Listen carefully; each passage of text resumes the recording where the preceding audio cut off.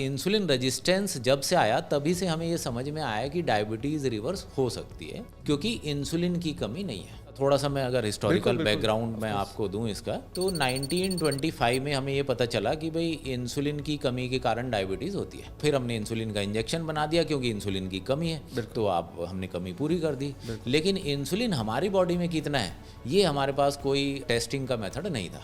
50 साल बाद 1975 में मेथड आया कि हम इंसुलिन चेक कर सकते हैं, और जब चेक किया तो पता चला जिसको हम कह रहे थे कि इसको डायबिटीज़ है, इंसुलिन की कमी है, इसमें तो इंसुलिन की कमी है ही नहीं, क्योंकि अब हम चेक कर सकते हैं। तो अब 15 साल बाद 1990 में फिर ये इंसुलिन रेजिस्टेंस का कॉन्सेप्ट आया, डॉक्टर जिराल्ड रेवन ने दिया, और उन्होंने कहा कि ये इंसुलिन की एक्सेस के कारण प्रॉब्लम है। सो टू मच ऑफ इंसुलिन जब हमारी बॉडी प्रोड्यूस करती है तो हमारी सेल्स अपना दरवाज़ा बंद कर लेती है। भाई इंसुलिन का काम क्या है कि जो ग्लूकोज है उसको उठा के सेल के अंदर डालना। बिल्कुल।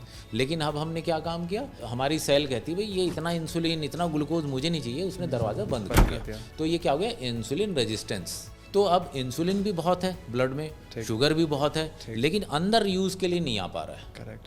तो उससे क्या हमारा ब्लड शुगर लेवल हाई हो गया। और अंदर क्यों नहीं आ रहा, क्योंकि जो शुगर अंदर आया था, ग्लूकोज अंदर आया था, उसको हमने फैट बना के सेल के अंदर रख लिया, एफडी बना ली उसकी सेल के अंदर। अब हमारी जगह खत्म हो गई, गोदाम खत्म हो गए।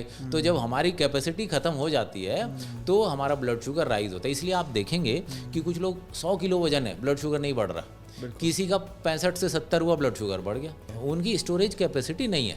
जिसके पास फैट सेल्स हैं स्टोर करने के लिए, उसका ब्लड शुगर लेवल नहीं बढ़ रहा है, लेकिन जिसके पास स्टोरेज कैपेसिटी नहीं है उसका इमीडिएटली बढ़ रहा है। अगर आप भी अपनी डायबिटीज़ रिवर्स करना चाहते हैं तो www.dibexi.com पर जाकर हमारे डायबिटीज़ कोच के साथ फ्री कंसल्टेशन बुक करें।